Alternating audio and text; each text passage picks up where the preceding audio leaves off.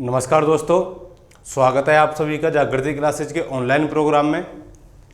हम लोग ज्योग्राफी की सीरीज में आगे बढ़ते हुए आज हम ज्वालामुखी के बारे में समझेंगे कि ज्वालामुखी क्या होते हैं और कौन कौन से ज्वालामुखी हमारे पृथ्वी पर पाए जाते हैं और इन ज्वालामुखियों के द्वारा कौन कौन से नुकसान होते हैं और इन ज्वालामुखियों का पूरे विश्व में क्या क्या वितरण है, यानी कि कहाँ पर कौन से ज्वालामुखी पाए जाते हैं। इन सारी चीज़ों के बारे में आज हम चर्चा करेंगे। तो आज का जो टॉपिक रहेगा हमारा वो क्या है, वोल्केनो यानी कि ज्वालामुखी। और ज्वालामुखी में हम क्या क्या चीज़ें पढ़ने वाले हैं तो देखिए एक बार उनकी एक लिस्ट बना लेते हैं यहाँ पर। तो सबसे पहले हम पढ़ेंगे कि ज्वालामुखी क्या होते हैं, ठीक है। इसके बाद में जो अगला हमारा पॉइंट आएगा वो आएगा कि ज्वालामुखी से जो स्थलाकृतियाँ बनती हैं, जैसे हमारा ज्वालामुखी पर्वत क्या होता है, ज्वालामुखी पर्वत क्या होता है, हम इसकी चर्चा इसी के अंतर्गत कर लेंगे। और लावा किसे कहते हैं, वेवर या क्रेटर क्या होता है, ठीक है। लावा के साथ में हम लोग यहाँ देखेंगे कि मैग्मा क्या होता है। इन चीज़ों की चर्चा हम कहाँ करने वाले हैं, इसी टॉपिक के अंतर्गत, यानी कि क्या के अंतर्गत करेंगे कि ज्वालामुखी क्या है, किससे निर्मित है और ज्वालामुखी से कौन कौन सी स्थलाकृतियाँ बनती हैं। और इसके साथ में ही ज्वालामुखी के साथ में जो लावा होता है, मैग्मा होता है, इसके द्वारा या इसकी अपनी क्या क्या विशेषताएं हैं, इसके बारे में चर्चा करेंगे। फिर इसके बाद में देखेंगे कि ज्वालामुखी के क्या क्या प्रकार होते हैं, यानी कि ज्वालामुखी कितने प्रकार का होता है, ज्वालामुखी के प्रकार, ठीक है। तो ये चीज़ें आ जाएंगी। इसके तुरंत बाद में हम लोग जानेंगे कि ज्वालामुखी के द्वारा कौन कौन सी स्थलाकृतियाँ बनती हैं,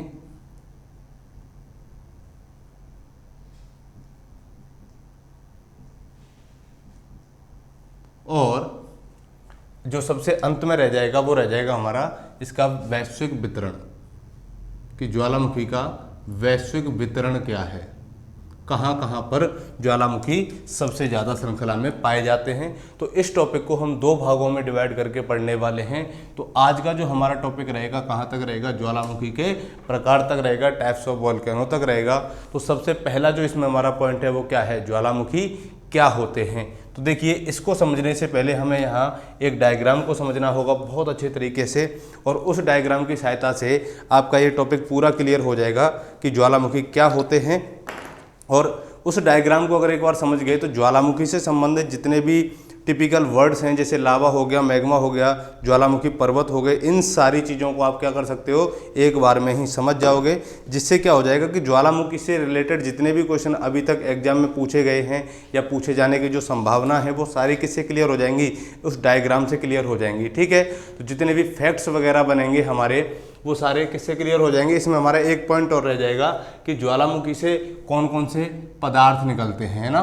तो ज्वालामुखी से निकलने वाले पदार्थ,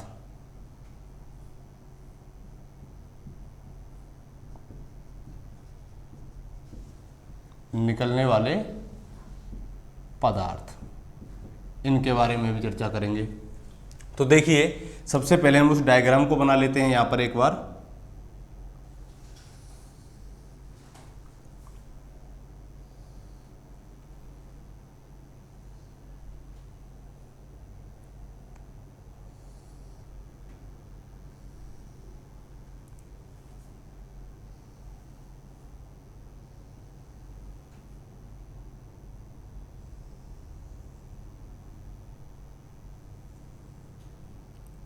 ये हो गई हमारी ज्वालामुखी पर्वत की आकृति, स्थलाकृति। ये पृथ्वी का भूगर्भ हो गया, मैग्मा, ठीक है। ये क्या हो गया, मैग्मा। और कई बार क्या होता है, जैसे मैंने पिछले वीडियो में आपको बताया था कि जो मैग्मा होता है किससे, भूगर्भ यानी कि धरातल की चट्टानों को तोड़ते हुए आगे बढ़ता है, और चट्टानों को तोड़ते हुए आगे बढ़ता है। तो कई बार ये धरातल तक नहीं पहुंच पाता, तो इस टाइप की कुछ आकृतियां बना लेता है। और इस तरह की जो आकृतियां होती हैं ये क्या होती हैं, इसकी आंतरिक आकृतियां हो जाती हैं, जिन्हें अभ्यंतरिक आकृतियां बोला जाता है, ठीक है। तो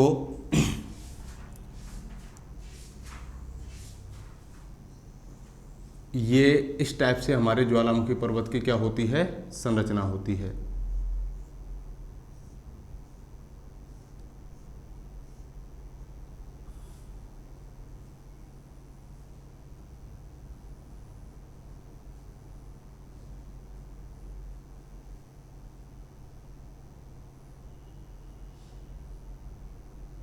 ये आकृति आप बना लेना। तो यहाँ से क्या होगा, जैसे ये क्या है, हमारी ज्वालामुखी पर्वत की एक आकृति हो गई, और यहाँ से मैग्मा या एक छिद्र के माध्यम से मैग्मा जब बाहर निकलता है तो उस छिद्र को क्या कहा जाता है, विवर या क्रेटर कहा जाता है। क्या कहा जाता है, विवर या क्रेटर कहा जाता है। ठीक है, तो ये हो गई किसकी आकृति, हमारी ज्वालामुखी पर्वत की आकृति कि ज्वालामुखी क्या होते हैं। तो देखिए सबसे पहली चीज, ज्वालामुखी आने के रीजन क्या होते हैं, यानी कि पृथ्वी पर अचानक होने वाले विस्फोट को क्या कहा जाता है, ज्वालामुखी कहा जाता है। किसको, विस्फोट को। तो पृथ्वी पर अचानक होने वाले विस्फोट को क्या कहते हैं, ज्वालामुखी कहते हैं।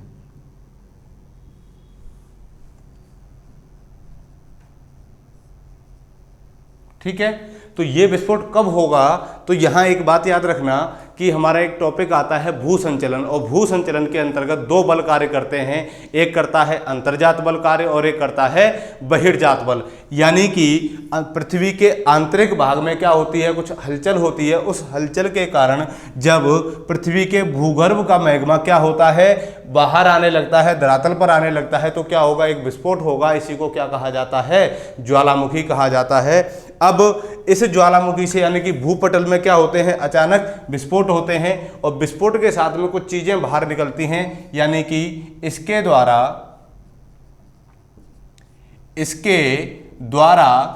कहां पर, पृथ्वी पर क्या निकलते हैं, कंकड़ पत्थर, धुआं तथा गैसें क्या होती हैं, बाहर आती हैं। ठीक है, यानी कि पृथ्वी के भूगर्भ में मैग्मा के साथ में कंकड़ पत्थर, धुआं और गैसें क्या होंगी, इसके धरातल पर आएंगी, पृथ्वी के धरातल पर आएंगी। तो जिस नलिका से या जिस प्राकृतिक नलिका से ये तीनों चीजें क्या होती हैं, बाहर आती हैं, उसे क्या कहा जाता है, निकास नलिका कहा जाता है। यानी कि यहां से जब ये मैग्मा क्या होगा, ऊपर की ओर उठेगा या धरातल की ओर आएगा, तो इसके साथ में कंकड़ पत्थर और धुआं जिस नली के माध्यम से बाहर आते हैं, इसे क्या कहा जाता है, निकास नलिका कहा जाता है। क्या कहा जाएगा दोस्तों, निकास नलिका कहा जाता है। ठीक है, तो एक बात याद रखना कि मैग्मा के साथ में जब कंकड़ पत्थर, धुआं और गैसें जिस प्राकृतिक नलिका के माध्यम से बाहर आती हैं, उसे क्या कहा जाता है, निकास नलिका कहा जाता है। एक चीज हमारी ये क्लियर हो गई। दूसरी चीज कि जब ये मैग्मा धरातल पर आता है तो क्या करेगा, बाहर आने के लिए एक छिद्र बनाएगा, एक छेद बनाएगा, उसे क्या कहा जाता है, विवर या क्रेटर कहते हैं। ठीक है, तो एक एक करके हम इन सारी चीजों के बारे में जानेंगे। तो विवर या क्रेटर किसे कहा जाता है। ठीक है, तो याद रखना कि जब मैग्मा धरातल पर आता है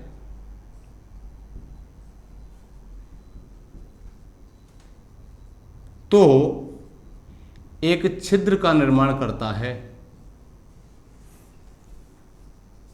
एक छिद्र का निर्माण करता है, जिसे क्या कहा जाता है, विवर या क्रेटर कहा जाता है। ठीक है, तो हमारी यहाँ दो चीजें क्लियर हो गई कि निकास नलिका क्या होती है। निकास नलिका को हमने जाना कि जब मैग्मा के साथ में कंकड़ पत्थर, धुआं तथा गैसें जिस नली के माध्यम से, जिस छेद के माध्यम से क्या होती हैं, बाहर आती हैं, धरातल पर आती हैं, उसे क्या कहा जाता है, निकास नलिका कहा जाता है। जबकि जब मैग्मा धरातल पर आने के लिए यहां से यहां तक आया तो ये निकास नलिका के माध्यम से आया, लेकिन यहां से जैसे ही ये ऊपर आएगा तो चट्टान को तोड़ेगा, और चट्टान को तोड़ेगा तो क्या हो जाएगा, एक छेद हो जाएगा।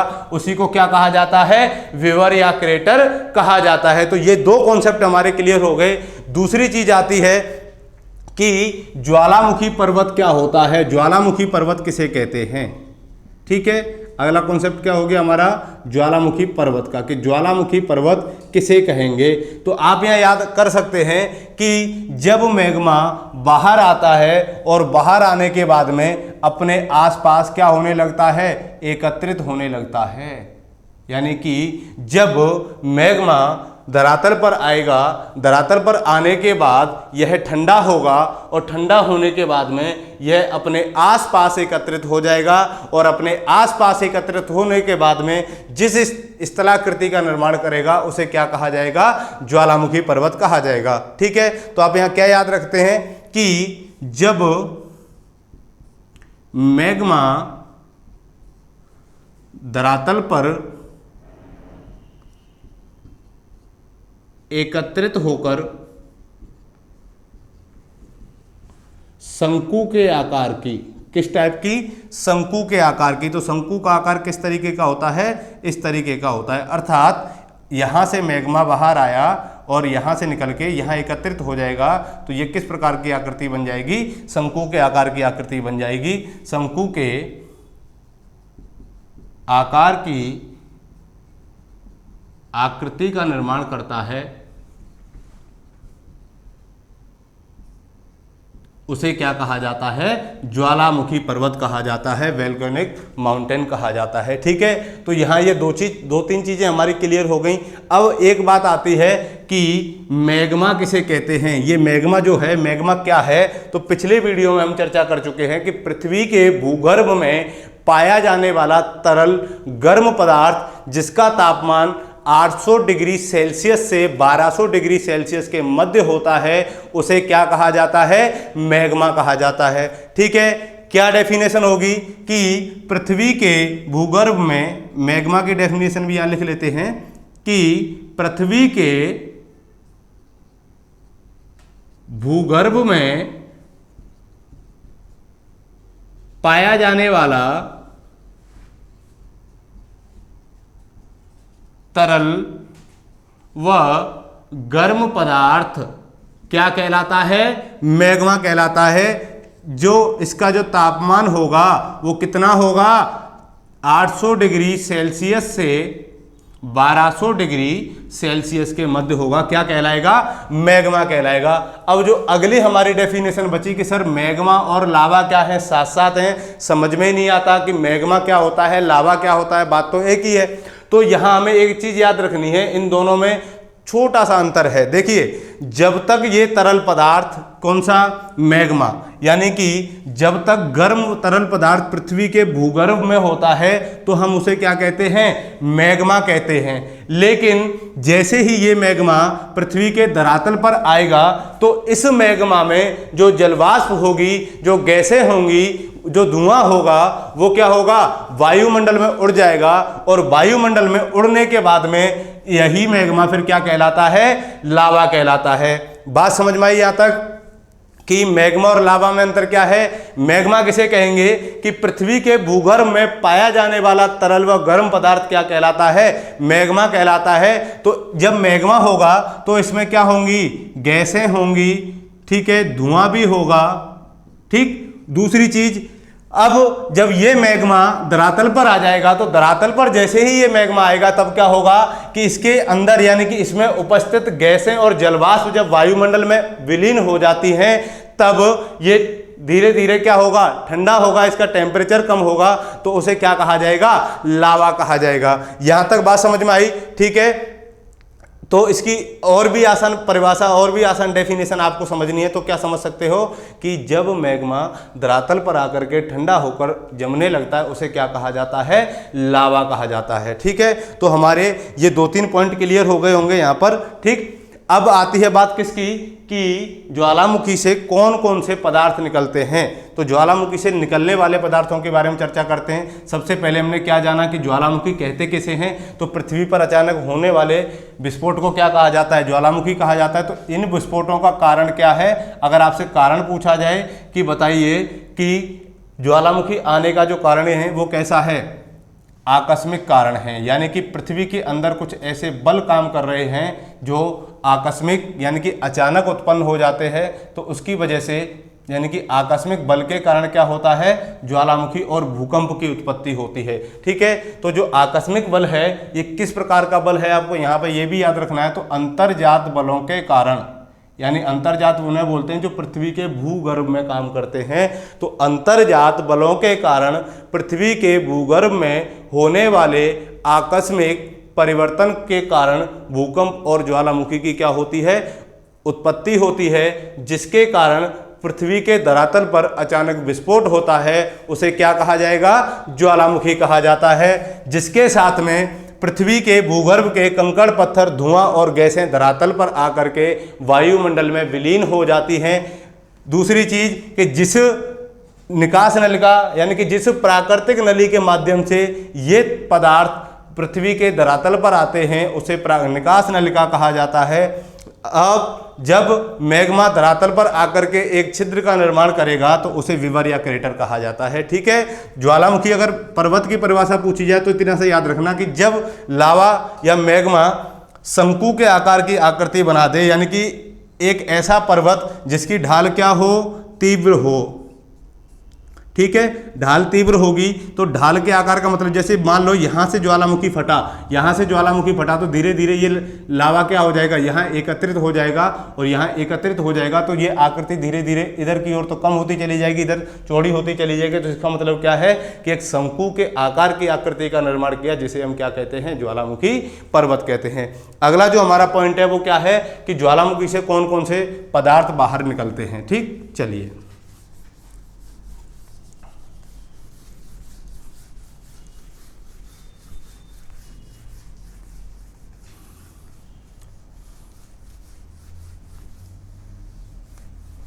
तो देखिए, ज्वालामुखी से अभी मैंने क्या क्या बताया था आपको कि ज्वालामुखी के साथ में मैग्मा के साथ में कंकड़ पत्थर आते हैं, धुआं आते हैं, जलवाष्प आती हैं, कुछ गैसें आती हैं।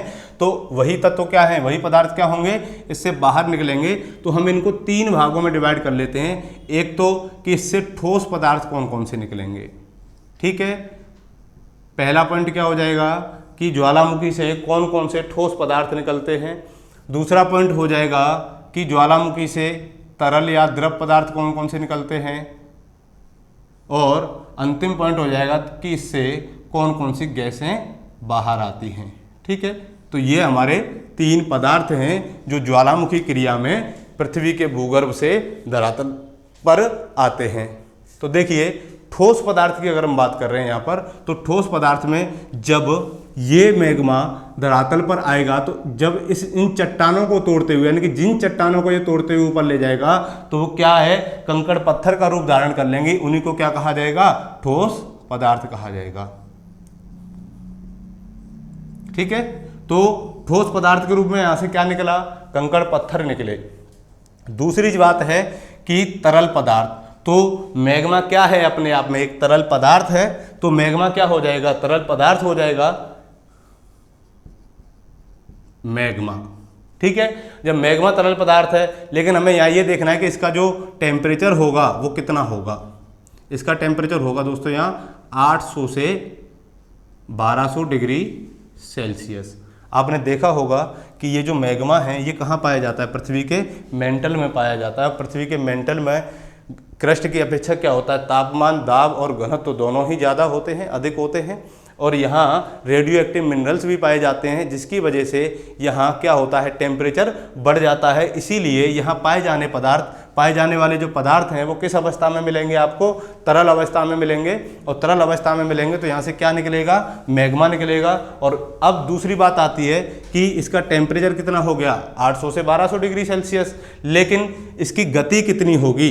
तो देखिए, इस लावा या मैग्मा की जो गति होती है ये निर्भर करती है इसकी रासायनिक संरचना पर और इसके ढाल की तीव्रता पर। मान लीजिए कि देखिए, जैसे एक पर्वत तो ये है इस तरीके से, एक पर्वत ये है इस तरीके से, और एक पर्वत बिल्कुल इस तरीके से खड़ा है ऐसे।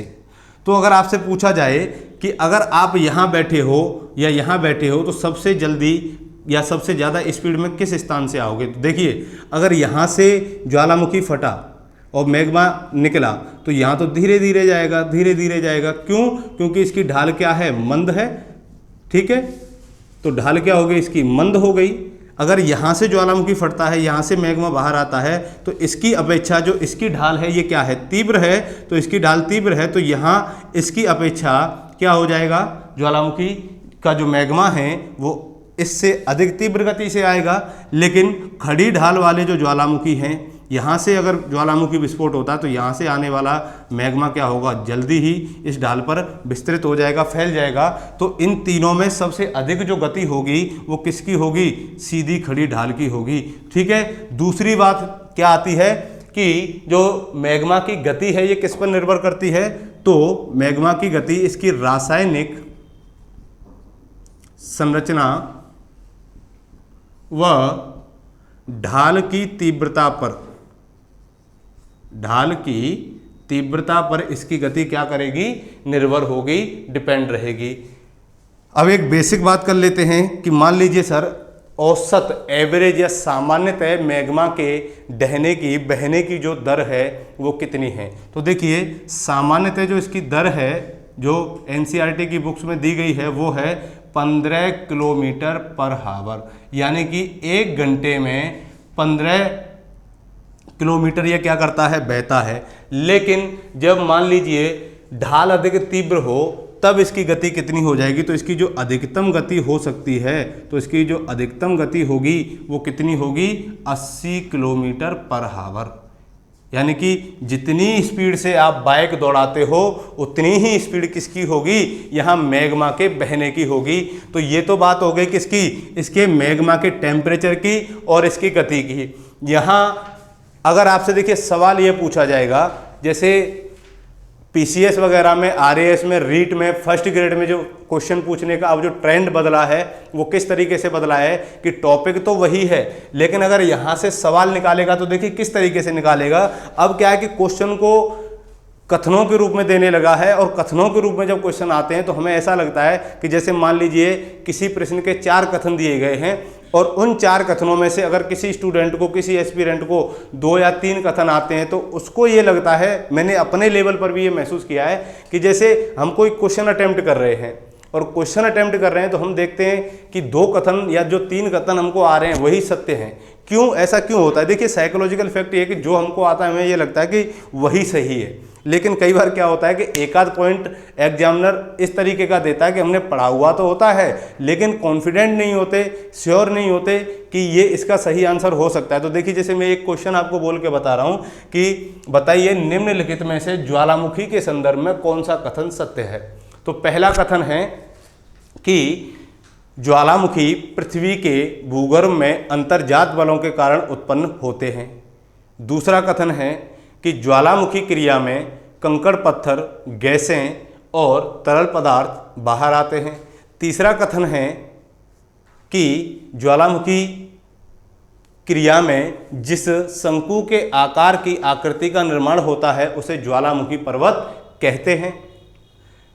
अभी मान लीजिए सिर्फ 3 ही कथन दिए गए हैं और इन 3 कथनों में फिर क्वेश्चन बनेगा नीचे कि निम्नलिखित कथनों में से कौन से कथन असत्य नहीं हैं।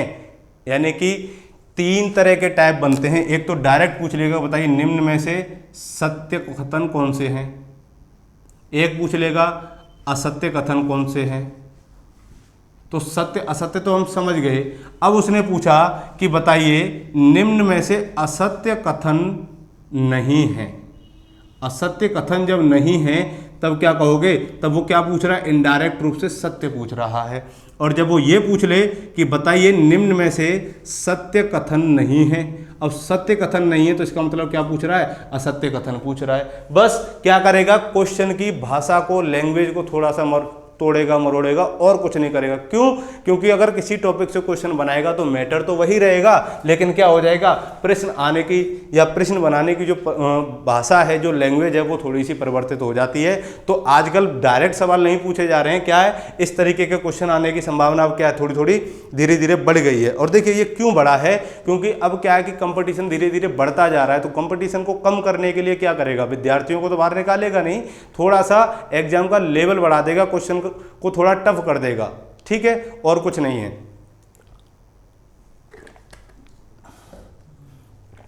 तो ये क्या हो गई, हमारी तरल पदार्थों की बात हो गई। अब जो अगला हमारा पॉइंट आता है वो क्या आता है कि ज्वालामुखी क्रिया के द्वारा कौन कौन सी गैसें निकलती हैं। तो अभी के लिए मैं इसको थोड़ा मिटा रहा हूं। हाँ, यहाँ एक पॉइंट आपको ये और ध्यान रखना है कि ढाल की तीव्रता जितनी अधिक होगी इसकी गति भी क्या होगी, उतनी ही अधिक होगी। और ढाल की तीव्रता या ढाल जितनी मंद होगी इसकी गति भी क्या होगी, उतनी ही कम होगी। ठीक है, तो ये 2 पॉइंट आपको याद हो गए होंगे। अब देखिए हम गैसों की बात कर लेते हैं कि यहां से कौन कौन सी गैसें निकलती हैं।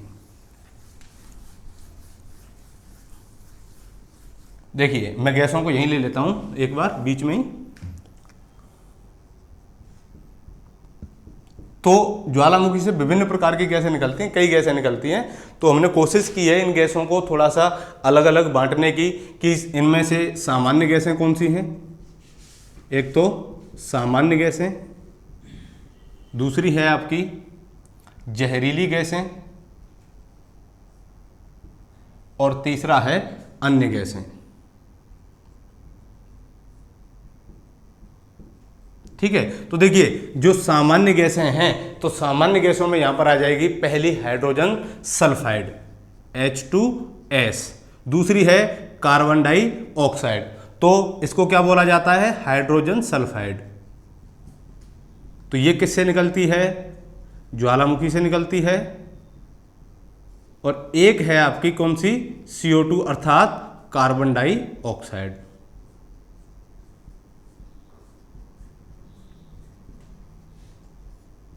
तो ये 2 गैसें कौन सी गैसें हो गई, सामान्य गैसें, अर्थात इन 2 गैसों से मनुष्य के जीवन पर ज़्यादा गहरा प्रभाव नहीं पड़ता है। लेकिन जब इनकी वृद्धि हो जाती है, जब इन गैसों की जो मात्रा है जब वो वायुमंडल में बढ़ जाती है, तब क्या होने लगता है, मान लीजिए कि CO2 की वृद्धि, टेम्परेचर या CO2 की जो मात्रा है वो वायुमंडल में क्या हो जाएगी, बढ़ेगी।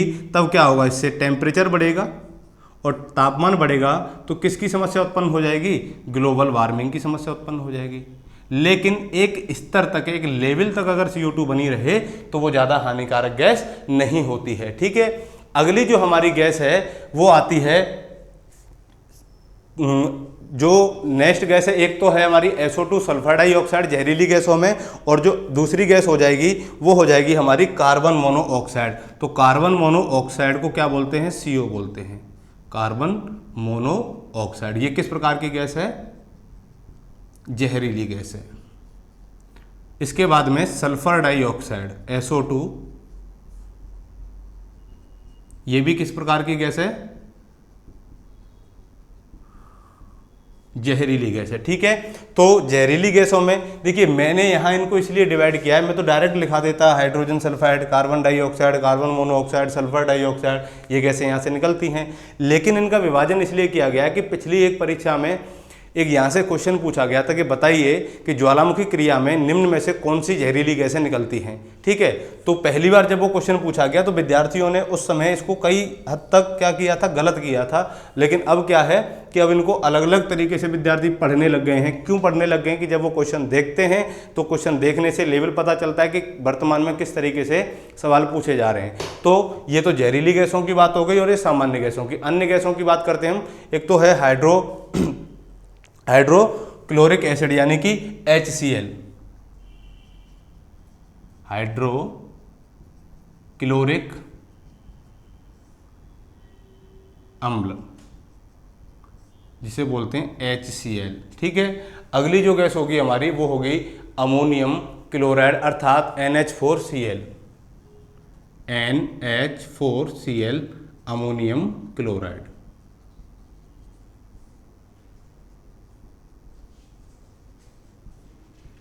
ठीक, अब यहाँ हमें एक सवाल बार बार पूछा जाता है कि बताइए गैसों में सबसे अधिक मात्रा में कौन सी गैस ज्वालामुखी प्रक्रिया में निकलती है। तो अन्य गैसों में ही यहाँ एक गैस और निकलती है H2O।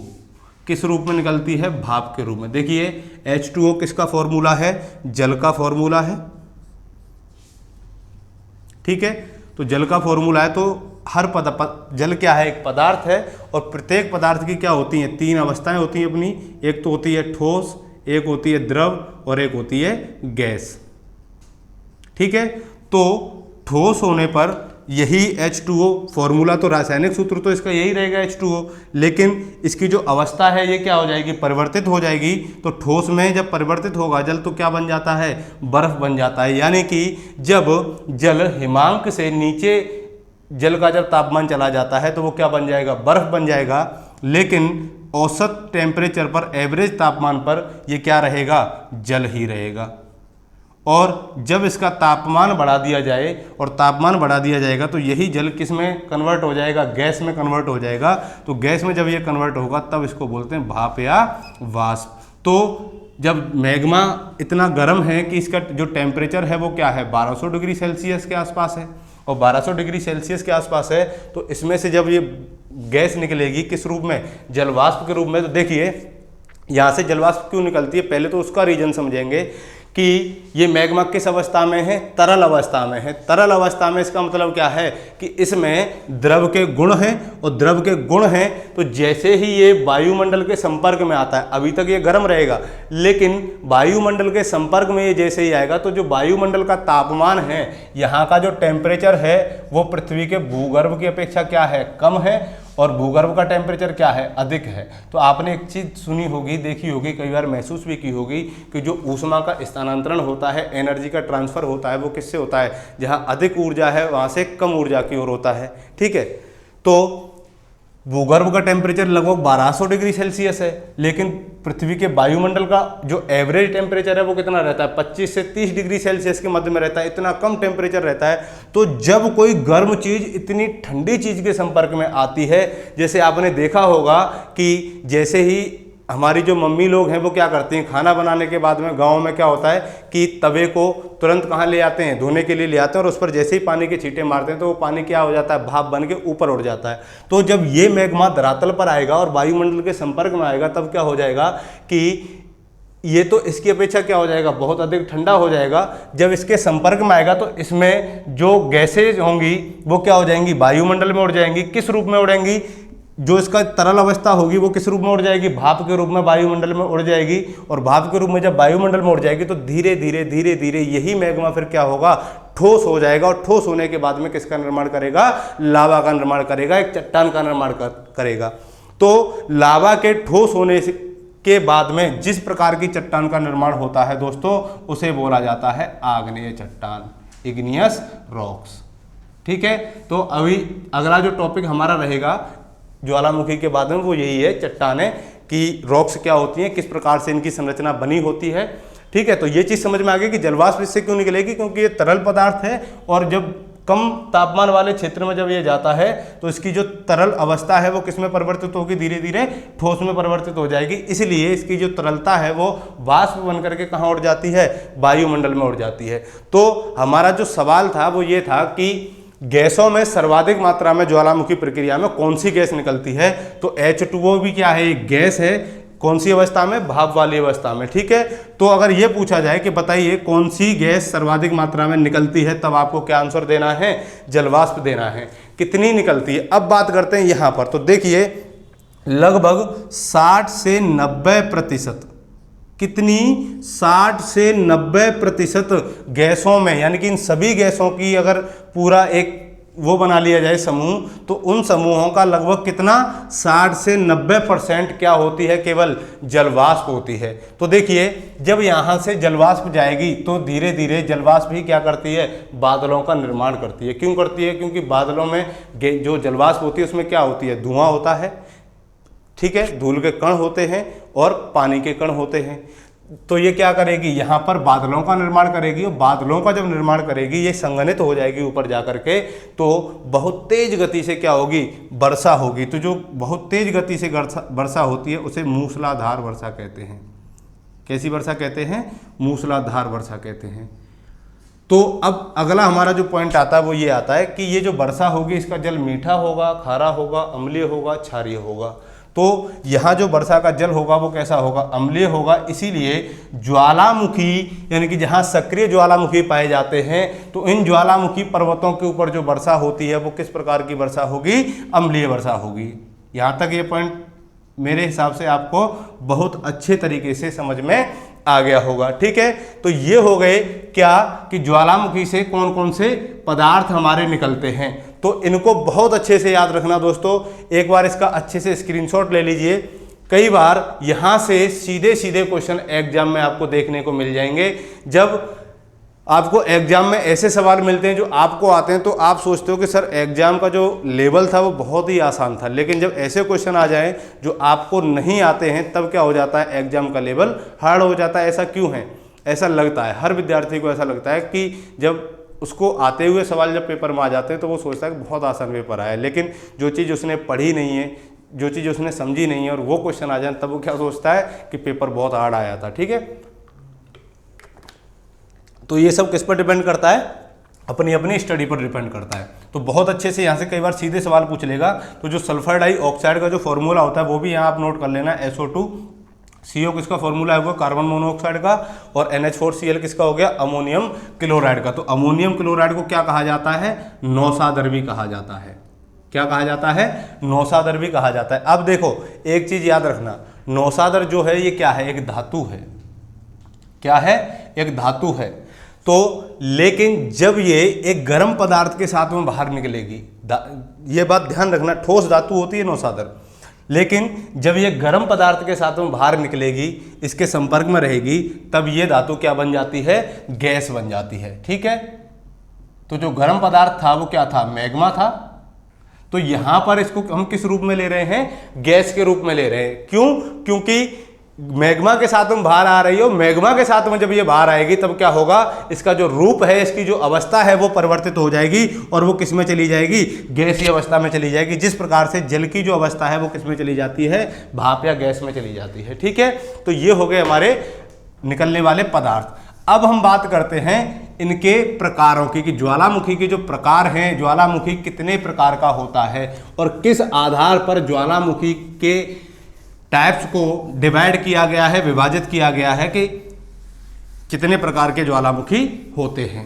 ठीक है, तो देखिए यहां हमको एक पॉइंट याद रखना है, सिर्फ, ज्यादा याद नहीं रखना। एक पॉइंट ये याद रखना है कि समयांतरता के आधार पर, किसके आधार पर? समयांतरता के आधार पर, यानी कि विस्फोट होने के समय के अंतर के आधार पर ज्वालामुखियों को कितने प्रकार में बांटा गया है। ठीक है, तो ये हमारे प्रकार की बात हो रही है। तो देखिए जो हमारा पहला प्रकार है, पहला टाइप्स है, वो है सक्रिय ज्वालामुखी। क्या हो जाएगा? सक्रिय ज्वालामुखी, एक्टिव वोल्केनो। दूसरा हो जाएगा हमारा प्रसुप्त या सुसुप्त ज्वालामुखी।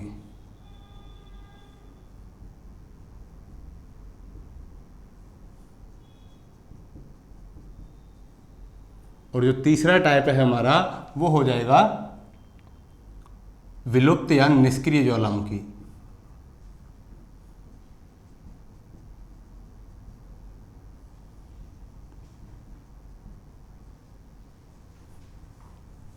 ठीक है, अब इनकी परिभाषा की बात कर लेते हैं। देखिए सक्रिय ज्वालामुखी किसे कहते हैं?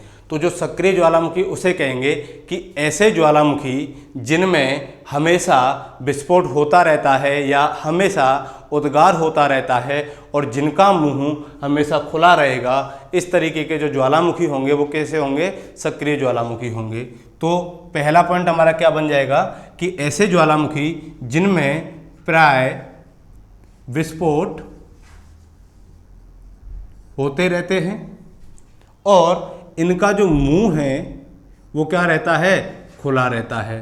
तो इनका जो मुंह होगा, ये वाला हिस्सा क्या होगा? विवर या क्रेटर इनका खुला रहेगा। दूसरी चीज, हमेशा खोलते रहेंगे, इसका मतलब इनमें हमेशा क्या होता रहेगा?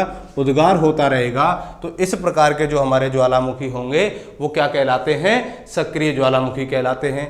ठीक है, तो सक्रिय ज्वालामुखी के कुछ एग्जाम्पल ले लेते हैं हम। देखिए एक हमारा ज्वालामुखी है माउंट एटना।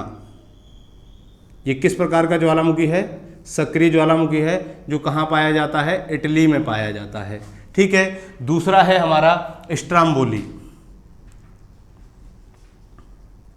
तो ये भी क्या है? एक सक्रिय ज्वालामुखी है। और स्ट्राम्बोली भूमध्य सागर में एक द्वीप है जिसे हम बोलते हैं सिसिली द्वीप।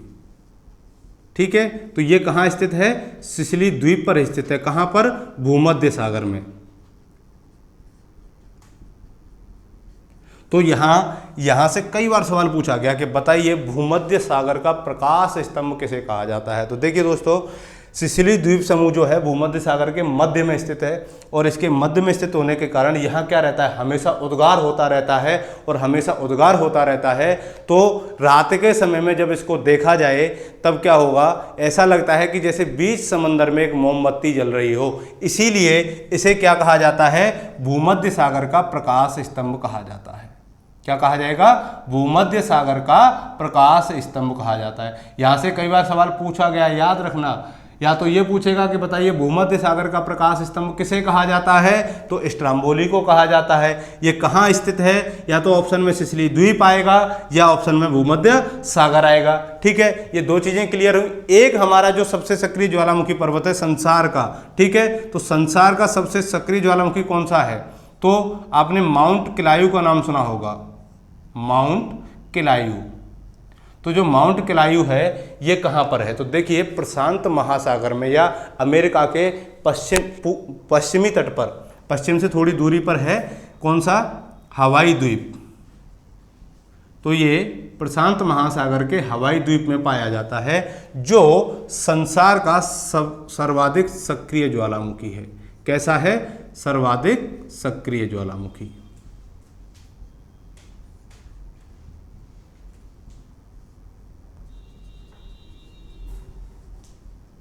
ठीक है, तो ये चीज हमारी क्लियर हुई। सक्रिय ज्वालामुखी किसे कहते हैं ये बात आप समझ गए। इसके एग्जाम्पल्स हमने देख लिए, माउंट एटना इटली में है, स्ट्राम्बोली भूमध्य सागर में सिसिली द्वीप पर है, भूमध्य सागर का इसको प्रकाश स्तंभ कहा जाता है। माउंट किलायू हवाई द्वीप में, हवाई द्वीप कहाँ है, प्रशांत महासागर में है। ठीक है, प्रशांत महासागर, पैसिफिक ओशियन, या कह सकते हैं कि अमेरिका के पश्चिमी तट पर।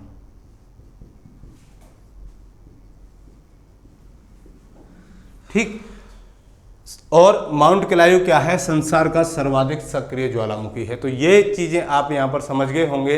अब अगला जो हमारा टाइप आता है, अगला जो प्रकार आता है ज्वालामुखी का, वो कौन सा है, प्रसुप्त या सुषुप्त ज्वालामुखी। ठीक है, तो इनमें सिर्फ ज्यादा अंतर नहीं है, समय, उद्गार के समय के अंतर के आधार पर इनको क्या किया गया है, 3 भागों में विभाजित किया गया है। अगला जो हमारा आता है, साथ साथ आप लिखते जाना है इसको, ठीक है। चलिए, इसके बाद में हमारा जो टॉपिक होगा यहीं तक सीमित रहेगा। फिर अगले वीडियो में हम चर्चा करेंगे कि इससे निर्मित स्थलाकृति क्या क्या है और इसका वैश्विक वितरण क्या है। ठीक है, तो देखिए प्रसुप्त या सुषुप्त ज्वालामुखी, तो प्रसुप्त या सुषुप्त ज्वालामुखी उन्हें कहा जाता है कि ऐसे ज्वालामुखी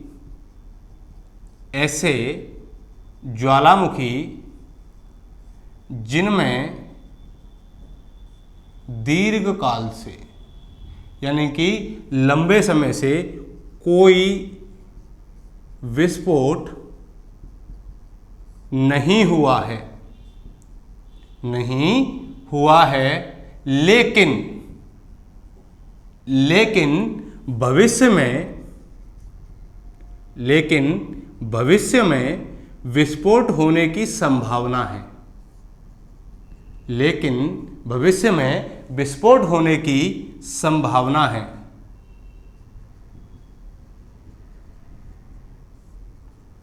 तो ये किस प्रकार के ज्वालामुखी कहलाते हैं, प्रसुप्त या सुषुप्त ज्वालामुखी कहलाते हैं। ठीक है, तो एक एग्जाम्पल और हमारा यहाँ रह गया था सक्रिय ज्वालामुखी का, वो भी आप अभी यहाँ नोट कर लेना कि कोटोपैक्सी एक ज्वालामुखी है। कैसे ज्वालामुखी का एग्जाम्पल है ये, सक्रिय ज्वालामुखी का एग्जाम्पल है। ठीक है, तो देखिए यहाँ से अगर सवाल पूछेगा तो ऐसे पूछेगा, कोटोपैक्सी कहाँ स्थित है, इक्वाडोर में स्थित है। तो इक्वाडोर कहाँ पर है, किस महाद्वीप में है, दक्षिणी अमेरिका महाद्वीप में है। ठीक, अब देखिए कोटोपैक्सी को यहाँ इसलिए नोट करवा रहा हूँ कि कोटोपैक्सी एक ऐसा ज्वालामुखी है जो संसार का सबसे ऊंचा सक्रिय ज्वालामुखी है। कैसा, संसार का सबसे ऊंचा सक्रिय ज्वालामुखी।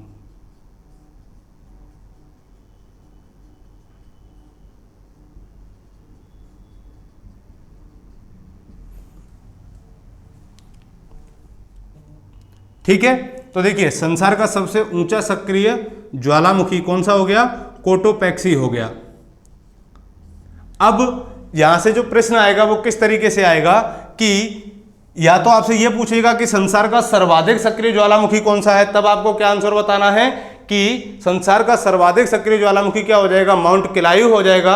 और जब यह पूछे कि संसार का सर्वाधिक ऊंचाई पर स्थित सक्रिय ज्वालामुखी कौन सा है, तब आपको क्या आंसर बताना है कि कोटोपैक्सी जो इक्वाडोर में स्थित है वो क्या है, संसार का सर्वाधिक सक्रिय ज्वालामुखी है। एक प्रश्न यहां से और बनेगा, वो क्या बनेगा कि जो कोटोपैक्सी है ये किस पर्वत पर स्थित है। जब पर्वत का नाम पूछा जाए तो आप बताना कि ये दक्षिणी अमेरिका के एंडीज पर्वत पर स्थित है। किस पर्वत पर स्थित है, एंडीज पर्वत पर स्थित है। ठीक है, ये चीज यहां तक क्लियर हो गई हमारी।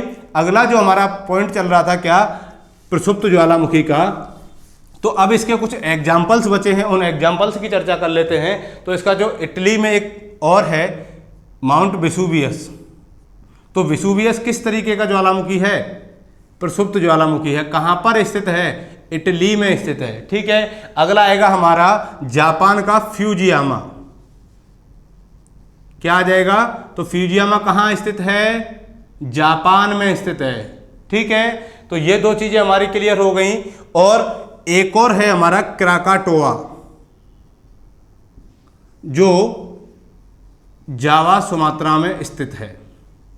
तो जावा सुमात्रा ये मैं यहां बताऊंगा नहीं कहां पर है, ये आपको खोजना है कि जो जावा सुमात्रा द्वीप हैं ये किस महासागर में हैं और किस महाद्वीप में आते हैं। तो ठीक है, इनको आपको खोजना है और मुझे कमेंट बॉक्स में इनके बारे में बताना है कि जावा सुमात्रा जो द्वीप हैं ये कहां पर स्थित हैं। ठीक है, तो क्राकाटोआ, वेसुवियस और फ्यूजियामा ये तीनों किस प्रकार के ज्वालामुखी हैं, प्रसुप्त ज्वालामुखी हैं। तो एक और हम यहाँ प्रसुप्त ज्वालामुखी के एग्जाम्पल की बात कर लेते हैं, किलिमंजारो, यानी कि माउंट किलिमंजारो।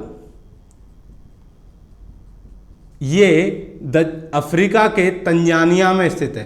कहाँ, अफ्रीका के तंजानिया में स्थित है। ये यहाँ इसलिए इंपॉर्टेंट हो जाता है कि विश्व का यह एकमात्र ऐसा ज्वालामुखी है जो स्वतंत्र खड़ा हुआ है। ठीक है, तो यहां लिख सकते हैं कि विश्व का एकमात्र स्वतंत्र खड़ा ज्वालामुखी पर्वत, यानी कि इसके आसपास और कोई पर्वत नहीं है। इस टाइप से है इसकी आकृति। और जैसे कई बार क्या होता है कि अन्य पर्वत इस तरीके से लगे होते हैं, यहाँ कोई ज्वालामुखी है या यहाँ है, यहाँ पर्वत लगे हुए हैं, लेकिन ये क्या है, केवल इस तरीके से अकेला ही क्या है, स्वतंत्र रूप से खड़ा हुआ ज्वालामुखी है। यहाँ से इसके भूगर्भ से क्या होता रहता है, पहले कभी उद्गार हुआ होगा, लेकिन बहुत समय से इसमें उद्गार नहीं हुआ है, इसीलिए ये किस टाइप का ज्वालामुखी बन गया है, प्रसुप्त ज्वालामुखी बन गया है। तो आप कह सकते हैं कि जो माउंट किलिमंजारो है तंजानिया में स्थित है, और तंजानिया किस महाद्वीप का देश है, तो अफ्रीका महाद्वीप का देश है। तो ये किस प्रकार का ज्वालामुखी है दोस्तों, तो ये प्रसुप्त ज्वालामुखी है और ये विश्व का एकमात्र स्वतंत्र खड़ा ज्वालामुखी पर्वत है। तो ये तो बात हो गई किसकी, हमारी प्रसुप्त ज्वालामुखी की। अब बात करते हैं कि विलुप्त या निष्क्रिय ज्वालामुखी कौन से हैं। विलुप्त या निष्क्रिय ज्वालामुखी कौन से हैं। अंतिम टाइप बचा है आज के वीडियो का हमारा कि निष्क्रिय ज्वालामुखी किसे कहेंगे। देखिए, ऐसे ज्वालामुखी, इसमें क्या हो रहा था, विस्फोट हो रहा था, इसमें विस्फोट हुआ था बहुत पहले, वर्तमान में नहीं हो रहा है, लेकिन भविष्य में होने की संभावना है। इसको निष्क्रिय या विलुप्त इसलिए कहा गया कि इसमें पहले कभी विस्फोट हुआ था, लेकिन वर्तमान में इनका जो मुंह है वो क्या है, बंद है, और इनमें भविष्य में भी कोई विस्फोट होने की संभावना नहीं है। इस तरीके के जो ज्वालामुखी होंगे वो क्या होंगे, हमारे विलुप्त या निष्क्रिय ज्वालामुखी कहलाते हैं। तो इसकी जो डेफिनेशन है वो आप यहाँ लिख सकते हैं कि ऐसे ज्वालामुखी जिनमें प्राय विस्फोट बंद हो जाते हैं और भविष्य में भी विस्फोट होने की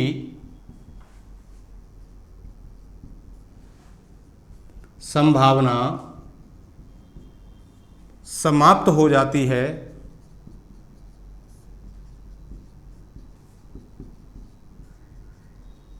वो कैसे ज्वालामुखी कहलाते हैं?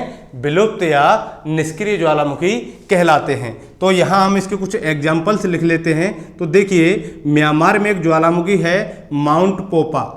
कौन सा? माउंट पोपा। कहाँ पर स्थित है? म्यांमार में। ठीक है। दूसरा है कोह सुल्तान। कौन सा? कोह सुल्तान। तो सुल्तान से आप याद रखना कि ये ईरान में स्थित है। ठीक है। अगला है हमारा एकांकागुआ। तो एकांकागुआ कहां पर है? चिली में है। कहां पर? चिली। तो चिली अर्जेंटीना के पास में ही एक देश है, वहां है, और चिली दक्षिणी अमेरिका का एक देश है। तो देखिए, जो एकांकागुआ है, अगर इसके पर्वत की बात आपसे पूछी जाए कि किस पर्वत पर स्थित है, तब भी आप क्या कहोगे कि ये एंडीज पर्वत पर स्थित है। किस पर्वत पर है? एंडीज पर्वत पर। अगला हमारा जो अंतिम बचा है वो है ओजस डेल सेलाडो। ओजस डेल सेलाडो। तो ओजस डेल जो सेलाडो ज्वालामुखी है वो किस प्रकार का है? विलुप्त या निष्क्रिय ज्वालामुखी है, जो एंडीज पर्वत पर चिली अर्जेंटीना की सीमा पर स्थित है। ये दोनों देशों में आता है दोस्तों, याद रखना, चिली और अर्जेंटीना की सीमा पर स्थित है। तो इस तरह ये हुआ आज का हमारा टॉपिक, जिसमें हमने जाना कि ज्वालामुखी क्या होते हैं, इनकी क्या क्या परिभाषाएं होती हैं, इससे कौन कौन से पदार्थ बाहर निकलते हैं और इसके प्रकार क्या क्या होते हैं। अगले वीडियो में हम चर्चा करेंगे कि ज्वालामुखी से निकलने वाले लावा से किस प्रकार की स्थलाकृतियों का निर्माण होता है और इसका जो वैश्विक वितरण है वो क्या क्या है।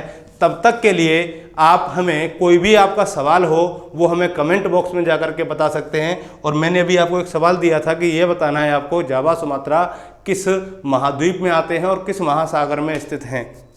ठीक है, तब तक के लिए आप मस्त रहिए, व्यस्त रहिए। थैंक यू, धन्यवाद।